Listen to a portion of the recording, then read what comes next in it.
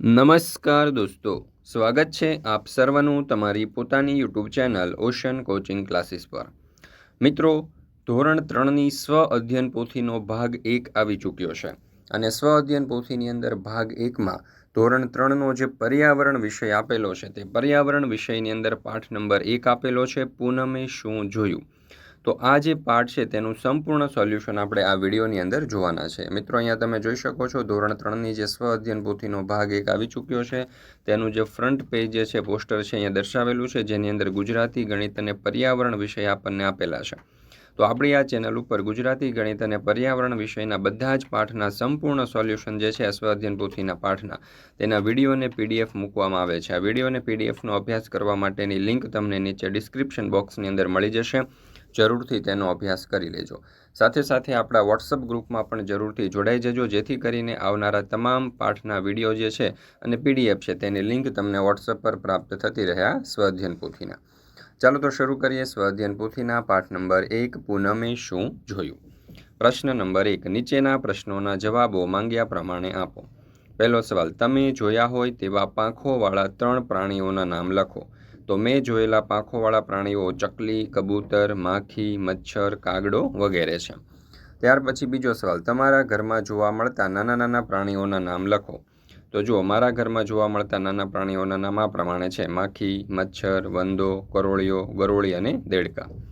ત્રીજો સવાલ, 2 પગવાળા 3 પ્રાણીઓના નામ આપો। તો 2 પગવાળા 3 પ્રાણીઓમાં આવશે વાંદરો, મનુષ્ય, ડાયનોસર, કાંગારૂ, કબૂતર, પોપટ, મોર અને મોટાભાગના પક્ષીઓ। ચોથો સવાલ, તમે જોયેલા પગ વિનાના 3 પ્રાણીઓના નામ લખો। તો મેં જોયેલા પગ વિનાના 3 પ્રાણીઓના નામ જોઈએ તો સાપ, અજગર, ગોકળગાય અને અળસિયું। પાંચમો સવાલ, 4 પગથી વધુ પગ ધરાવતા હોય તેવા 3 પ્રાણીઓના નામ આપો।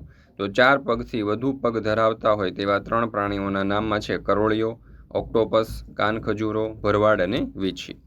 ત્યાર પછી છઠ્ઠો સવાલ, તમે જોયા હોય તેવા લાંબી પૂંછડીવાળા પ્રાણીઓના નામ લખો। તો મેં જોયેલા લાંબી પૂંછડીવાળા પ્રાણીઓના નામમાં વાંદરો, ચિત્તો, કાંગારૂ, ગરોળી, જીરાફ વગેરે। ત્યાર પછી 7મો સવાલ, તમારાથી ઊંચા હોય તેવા પ્રાણીઓના નામ આપો। તો મારાથી ઊંચા હોય તેવા પ્રાણીઓના નામ આ પ્રમાણે છે: ઊંટ, જીરાફ, હાથી, ભેંસ વગેરે। ત્યાર પછી પ્રશ્ન નંબર 2, પ્રાણીઓને તેમના સાચા રહેઠાણ સાથે લીટી દોરીને જોડો। ચાલો, તો સર્વપ્રથમ તમે જોશો તો દેડકો છે, તો દેડકો પાણીમાં રહે છે એટલે એને પાણી સાથે જોડીએ। પોપટ છે તે માળામાં રહે છે તો માળા સાથે જોડી દઈએ। મકોડો દરમાં રહે છે તો દર સાથે। ગરોળી છે તે ઘરમાં રહે છે। ત્યાર પછી બતક પાણીમાં, ખિસકોલી છે તે ઘરમાં। ત્યાર પછી નીચેની તરફ કેટલાક આપણને પ્રાણીઓ, પક્ષીઓ આપેલા છે, જેમ કે કબૂતર તો માળામાં રહે છે, માખી છે એ ઘરમાં રહે છે, મગર છે તો પાણીમાં રહે છે, અને ત્યાર પછી કરોળિયો છે તો ઘરની અંદર રહે છે, અને ઉંદર છે તે દરની અંદર। તો આ રીતે આપણે દરેક પ્રાણીઓને અને પક્ષીઓને તેમના રહેઠાણ સાથે જોડી દીધા। ત્યાર પછી પ્રશ્ન નંબર 3, જોડકાના આધારે નીચેના પ્રશ્નોના જવાબ લખો। એમાં પહેલો સવાલ, પાણીમાં જ રહેતા પ્રાણીઓના નામ જણાવો।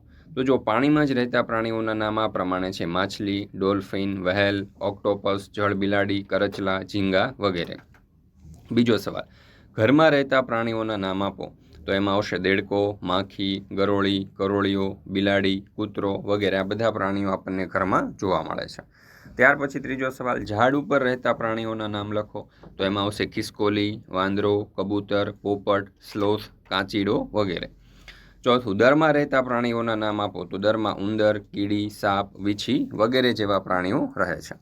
ત્યાર પછી પ્રશ્ન નંબર 4માં કહ્યું છે કે નીચે કેટલાક પ્રાણીઓના ચિત્ર આપેલા છે, તેમાં મનગમતા રંગો પૂરી અને તેમના નામમાં, અને આમ છે અહીંયા નીચે બોક્સ આપેલું છે ત્યાં તેમનું નામ લખો। તો ચાલો, સર્વપ્રથમ જે આ ચિત્ર તમને આપેલું છે, આ ચિત્ર શેનું છે તો કે હાથીનું, તો અહીંયા આપણે લખીએ હાથી।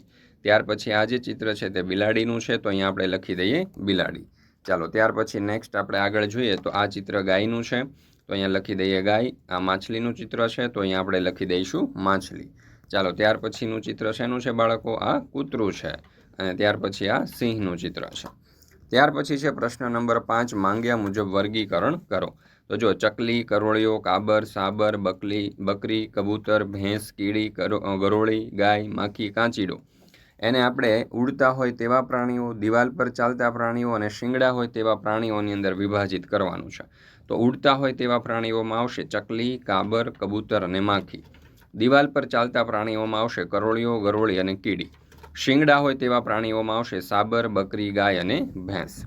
ચાલો ત્યાર પછી પ્રશ્ન નંબર 6, મધમાખીને તેના મધપૂડા સુધી પહોંચાડો. અહીંયા તમે જોશો તો ઉંદર છે, બરાબર છે, તો ઉંદરને તેના દર સુધી પહોંચાડવાની છે. તો અહીંયા તમે જોઈ શકો છો કે આ ઉંદર જે છે તે ઉંદરને આપણે આ રીતે અહીંયા તમને આખો રસ્તો જે છે એ દર્શાવેલો છે. તો અહીંયા તમને જે રસ્તો દર્શાવ્યો છે એ રસ્તા પ્રમાણે આપણે આગળ વધીશું તો આ ઉંદર જે છે તે તેના દર સુધી પહોંચી જશે આ રીતે. તો તમે પણ આ રીતે આ ઉંદર જે છે એને પોતાના દર સુધી પહોંચાડી શકો છો. ત્યાર પછી છે પ્રશ્ન નંબર 7, ચિત્ર પૂરું કરો. જો અહીંયા શું કહ્યું છે તો કે પ્રાણીના ચિત્ર પરની લીટીઓ પર પેન્સિલ વડે ઘૂંટો. હવે વચ્ચેની ઊભી લીટીથી કાગળને વાળો. વાળેલા કાગળને પાછળની બાજુએથી ઊંધી પેન્સિલ કે અંગૂઠા વડે હળવેકથી ઘસો. ત્યારબાદ વાળેલા કાગળને પાછો સીધો કરો અને ચિત્રની સામેની બાજુએ પડેલ છાપ પર પેન્સિલ વડે ચિત્રને પૂર્ણ કરો. તો એ ચિત્ર જે છે તમને કંઈક આ પ્રમાણે દેખાશે. અહીંયા તમે જોઈ શકો છો, દેડકાનું ચિત્ર બનશે. ત્યાર પછી છે પ્રશ્ન નંબર 8, તમે જોયા હોય તેવા પ્રાણીઓની યાદી બનાવો. તો જો કૂતરા કરતાં નાના પ્રાણીઓ, તો કૂતરા કરતાં નાનામાં આવશે કાચબો. અમુક કાચબાઓ ખૂબ નાના હોય છે, બરાબર. તો કાચબો, ઉંદર, બિલાડી અને સસલું એ કૂતરા કરતાં નાના પ્રાણીઓ છે. ત્યાર પછી કૂતરા કરતાં મોટા પ્રાણીઓ, તો એમાં આવશે ગાય, ભેંસ, ઘોડો અને બળદ. ત્યાર પછી પ્રશ્ન નંબર 9, નીચે આપેલા પ્રાણીઓના ચિત્રોના કદના આધારે સૌથી નાનાથી સૌથી મોટા ક્રમની અંદર લખો. ચાલો તો સર્વપ્રથમ તમે અહીંયા જોશો તો ઉંદર એ 3 નંબરના ક્રમમાં આવશે. ત્યાર પછી છે ગાય, તો એ 8 નંબર પર આવશે. સસલું 5 નંબર ઉપર, ઊંટ 9 નંબર, કાચબો 4 નંબર, બકરી 6 નંબર, ત્યાર પછી સાબર અથવા હરણ છે 7 નંબર ઉપર, માખી 1 નંબર ઉપર અને કરોળીઓ છે તે 2 નંબર પર. મિત્રો, ધોરણ 3થી 8ની જે નવી સ્વ અધ્યયન પોથી છે ને તે આવી ચૂકી છે અને આ જે નવી સ્વ અધ્યયન પોથી છે તે નવી સ્વ અધ્યયન પોથી મેળવવા માટેની એટલે કે સોલ્યુશનની PDF મેળવવા માટેની લિંક તમને આ વિડીયોના ડિસ્ક્રિપ્શન બોક્સની અંદર મળી જશે. તો જરૂરથી તેનો અભ્યાસ કરી લેજો. સાથે સાથે આપણા વોટ્સઅપ ગ્રુપની અંદર પણ જરૂરથી જોડાઈ જજો, જેથી કરીને આવનારા તમામ વિડીયો અને PDFની લિંક તમને વોટ્સઅપ પર પ્રાપ્ત થતી રહે. આ ઉપરાંત અહીંયા તમને જોઈ શકો છો આપણી એપ્લિકેશન પણ છે. તો આ એપ્લિકેશન ડાઉનલોડ કરીને અહીંયાથી પણ તમે સોલ્યુશનની PDF મેળવી શકો છો. તો દરેક વિદ્યાર્થીઓએ અવશ્ય આ જે PDF છે તે મેળવી લેવી. ચાલો ત્યાર પછી છે પ્રશ્ન નંબર 10, ઉપરના પ્રાણીઓના નામ કદના આધારે ચડતા ક્રમમાં લખો. તો સૌથી નાનું પ્રાણી જે છે તે માખી, એના કરતાં મોટું જે છે તે કરોળિયો, એના કરતાં મોટો ઉંદર, ત્યાર પછી એના કરતાં મોટો કાચબો, એના કરતાં મોટું સસલું, ત્યાર પછી બકરી, એના કરતાં મોટું 7 નંબર ઉપર સાબર, ત્યાર પછી 8 નંબર ઉપર આવશે ગાય અને ત્યાર પછી 9 નંબર ઉપર સૌથી મોટું પ્રાણી અહીંયા છે ઊંટ. ચાલો ત્યાર પછી છે પ્રશ્ન નંબર 11, નીચે આપેલા ચિત્રમાંથી એકથી વધુ પ્રાણીઓ ભેળસેળ થઈ ગયા છે, તેમને ઓળખી અને તેમના નામ લખો. તો અહીંયા તમે જોઈ શકો છો આ ચિત્ર આપણને આપેલું છે. આ ચિત્રની અંદર આપણને જેટલા પણ પ્રાણીઓ આપેલા છે તેના નામ આપણે શોધીને અહીંયા લખવાના છે. તો ચાલો સર્વપ્રથમ તો આ ચિત્રની અંદર આપણે જોઈશું તો આપણને અહીંયા એક ઘોડો દેખાય છે, ત્યાર પછી તમે જોશો તો એક બિલાડી છે, ત્યાર પછી અહીંયા જોશો તો આ એક ગાય છે, ત્યાર પછી અહીંયા એક ઘેટું આપેલું છે, ત્યાર પછી ઉપર અહીંયા એક બકરી છે, ત્યાર પછી શિયાળ આપેલું છે, ત્યાર પછી આ ડુક્કર છે. આવી રીતે 7 પ્રાણીઓ છે, બરાબર. ખાના આપણને અહીંયા 8 આપેલા છે પણ પ્રાણીઓ ખરેખર 7 જ છે. મિત્રો, ફરી મળીશું આપણે આ જે પર્યાવરણ વિષયની સ્વ અધ્યયન પોથી છે તે સ્વ અધ્યયન પોથીના પાઠ નંબર 3ના સંપૂર્ણ સોલ્યુશન સાથે. મિત્રો, આપણી આ ચેનલ ઉપર સ્વ અધ્યયન પોથી જે છે ધોરણ 3ની તેના બધા જ વિષયના તમામ પાઠના સોલ્યુશનના વિડીયો અને PDF મૂકવામાં આવે છે. તો આ સ્વ અધ્યયન પોથીના વિડીયો અને PDFનો અભ્યાસ કરવા માટેની લિંક તમને નીચે ડિસ્ક્રિપ્શન બોક્સની અંદર મળી જશે.